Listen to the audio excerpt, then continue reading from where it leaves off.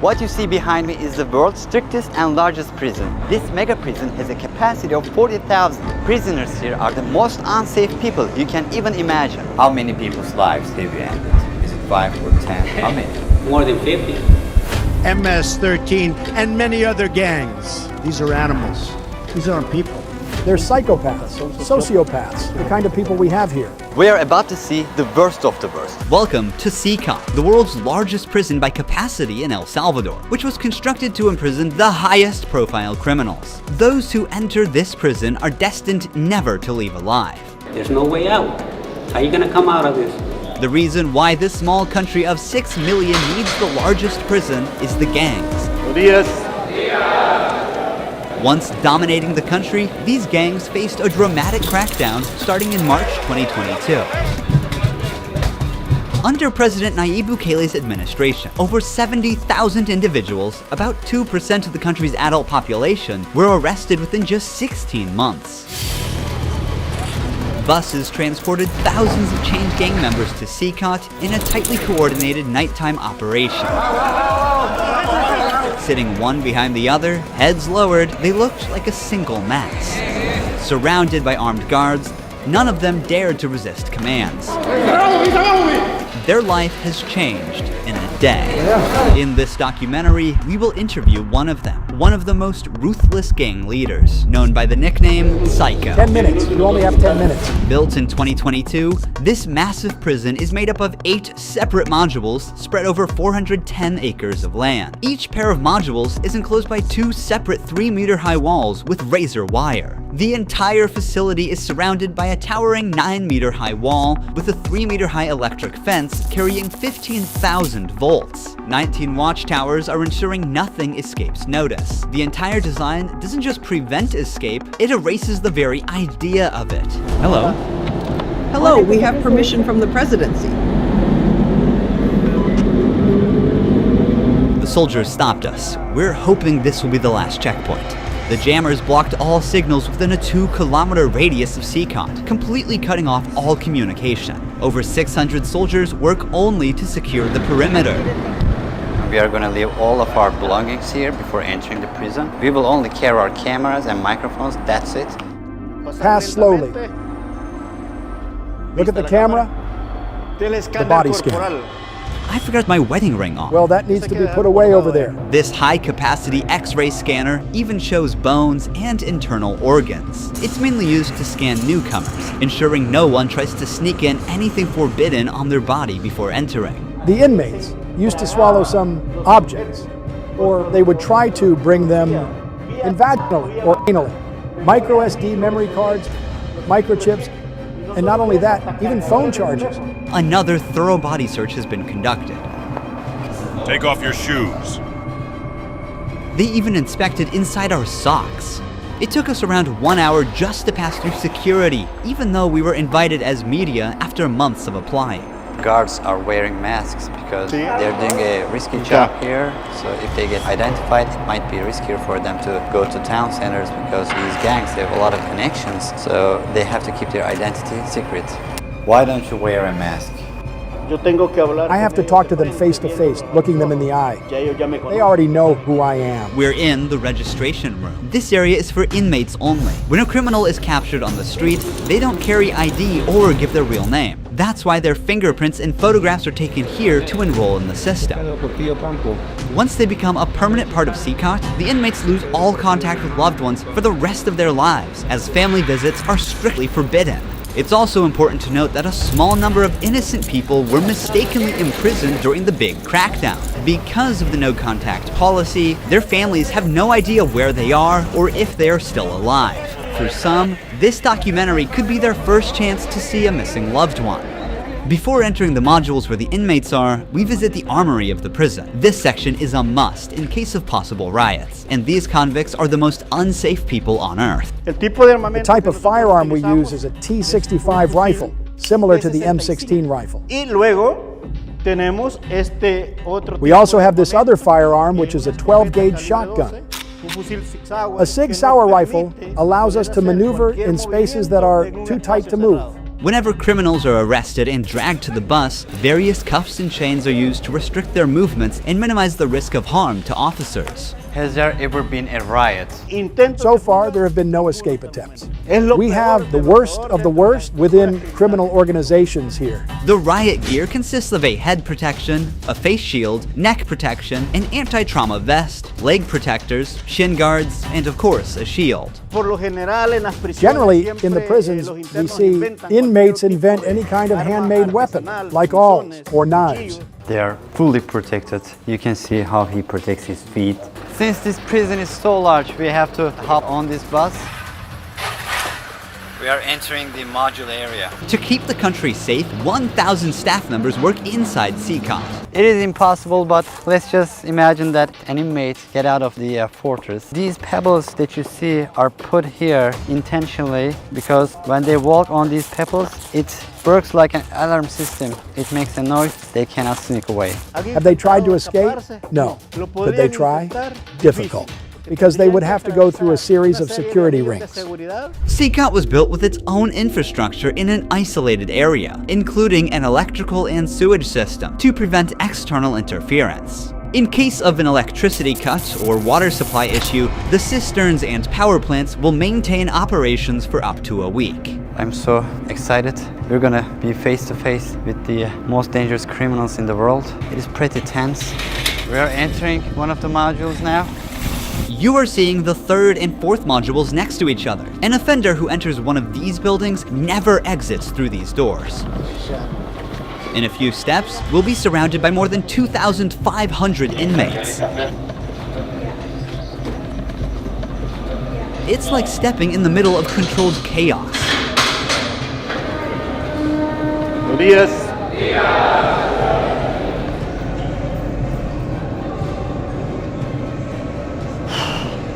This is so intense. Their eyes are all on me, following my every step. Getting an eye contact with them.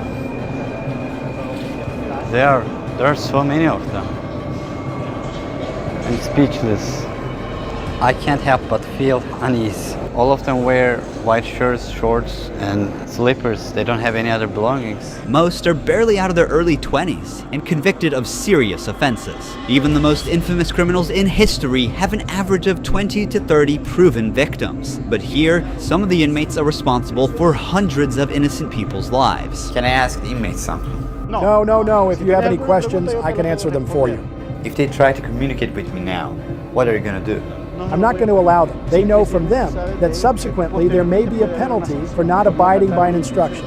I'm curious to know which of these group leaders I'll be interviewing. It is forbidden for us to pass this yellow line because these are one of the most dangerous human beings on Earth. Without the bars between us, everyone knows exactly what could happen. There are 32 cells in every one of the 8 modules making up the mega prison. Each cell holds around 80 inmates, but the number can go as high as 150. Despite not being at full capacity, the inmates only have 0.5 square meters of personal space each. Prisoners do not have any ventilation rights or courtyards to walk outside their cell. Each inmate here have been given one of the longest sentences you can even imagine in your life. The only thing that doesn't change that all these inmates will never get outside. They will never see sunlight. The only people are authorized to get inside and outside are the personnel and sometimes media like us. They will never ever leave this building. If you see their look, you can see the emptiness in their soul. They don't have any hope towards future. They look very robotic.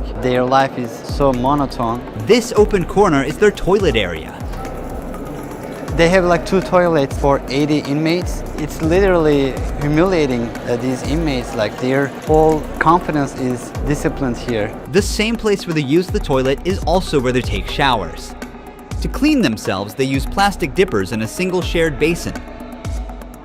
There's no running water in the cells, so the prisoners have to rely on one blue barrel for drinking water. Where they sleep is these metal bunks. No pillow, no mattress. Each prisoner receives just the bare essentials: a white sheet, a uniform, socks, slippers, and a towel. That's it. The prisoners spend their entire days on their 4-level bunk beds. They have stacked tightly, like items stored in a warehouse. As part of hygiene and order, inmates are shaved every 2 weeks by personnel. Long hair or beards aren't just unhygienic, they can also hide sharp objects. Let's take a look. Take off your shirt and line up here. Now they are taking their shirts off. These inmates were once part of the MS-13 and Barrio 18 gangs, which controlled the neighborhoods of El Salvador. These two rival gangs spent years extorting money from locals and causing great suffering to Salvadorans. There is Barrio 18, MS-13 gangs all together in one cell. That's right, just like that. The entire module is the same. They all live like this. Outside, entering each other's neighborhood could mean being torn apart. Yet here, they are side by side until their last breath. How do they live without attacking one another? They have to learn how to live together. Here, they are in a prison. They are not on the street. Most of the inmates have tattoos covering their entire bodies, even including their faces, showing their loyalty structure. For MS-13, tattoos often include initial letters or the number 13. Members of the other gang use symbols like 18 or 666, which add up to 18 and symbolize the devil, or they use Roman numerals. Having gang tattoos on one's face is a clear sign that they are one of the most ruthless and high-ranking members of the organization. Crossing paths with such a person on the street is the same as staring death in the face. A spiderweb tattoo represents being caught in the web of justice and serving a long prison sentence. The devil horns tattoo is a dark symbol that represents these individuals' worship of the devil. Some even claim that they carried out their actions under the devil's command. A teardrop tattoo signifies that the person has ended someone's life. The number of teardrops indicates how many lives they've taken. If there are 3 teardrops, it suggests that the tattoo's owner has taken so many lives that they've lost count. With the phrase "laugh now, cry later," these masks or clown tattoos send a clear message. Stay strong in the face of hardship now and deal with the consequences later. Are all these people truly bad? They're on another level, high-profile criminals who will never change their mentality. If you look at the upside, there's a catwalk area. Guards consistently watch over the inmates from this elevated spot above the cells. If anything suspicious occurs, they will intervene while an extensive network of cameras observes every corner 24/7, ensuring nothing goes unnoticed. The modules are kept lit all day and night for monitoring. When the sun goes down, the lights stay on all the time. They are constantly being observed. I think this is one of the hardest things. When they try to sleep, they use their towels and cover their eyes to block the light. Preacher here is teaching some of the important lessons from the Bible to the inmates. They're doing physical exercise over here. There's a trainer there. This is the only time these inmates get out of their cells. These activities take place for a total of 1 hour per week, under the watch of armed guards. For the rest of the time, they are locked inside. They used to control the streets. Now, they can't even take a step with their free will.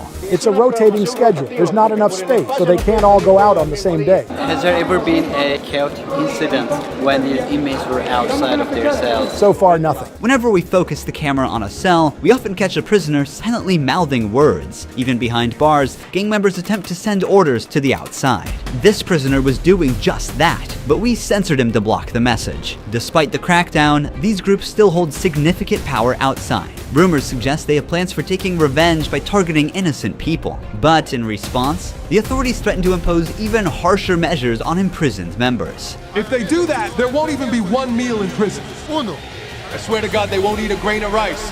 Let's see how long their homeboys last inside. Here they get 3 meal times: breakfast, lunch, and dinner. Breakfast is usually beans and rice. For lunch, they get white rice and pasta. And dinner's pretty much the same. The only thing that changes is the drink. There's no nutritious food like chicken or meat. This is the lunch. It's rice, pasta, and 2 tortillas. Does the menu vary from day to day? No, Is it the same every day? it's always the same. It's for freshmen. Okay. It's a sugary drink. I'm going to taste it for myself. Inmates must eat with their hands and clean their plates before returning them. With a diet lacking in protein, many likely suffer from nutritional deficiencies. Before starting our interview with an inmate, I want to show you one more place that is even more extreme than what you've seen so far. Here we are in the isolation cell area. If inmates break a rule, they can be sent to these isolation cells according to the legislation. The law gives me the right to keep the prisoners in isolation for up to 15 days. These cells have sealed doors. Through this grid, I can see them and identify who's inside. We serve food here, and we also use this space to put handcuffs on them before opening the door to move them from here to their cell. Welcome to the isolation cell. If an inmate misbehaves, this is where he ends up. He won't know the time or how much longer he'll be kept inside. For days or even weeks, he sleeps on this concrete bed without ever leaving. They are cut off from the outside world, left alone with nothing but their thoughts. This is where they supply their water. There's a water basin here. They take their water here, and this is where they pee. The basin for drinking water and the toilets are located side by side. The toilet looks recently used and dirty, suggesting that this cell has recently been used. The only light they have is this little hole that barely lets the sunshine in. This openness is also the sole source of fresh air.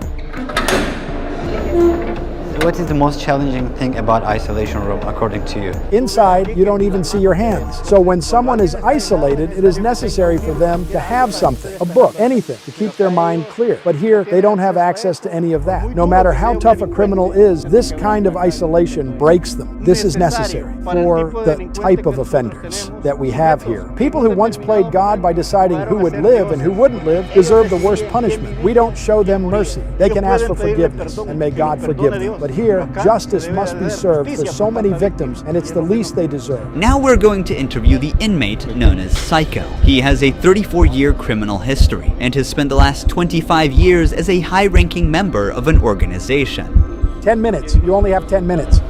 12 guards are barely enough to ensure the safety around this inmate. Remove the mask. What is your name? My name is Marvin Ernesto Medrano Vasquez. How old are you? I'm 41 years old. You don't look 41. You look younger, like 35. That's a good thing that you told me, because I feel old. Can I see your tattoos? MS-13. When did you join this crime organization? In 2004, I started my criminal record since I was 11 years old.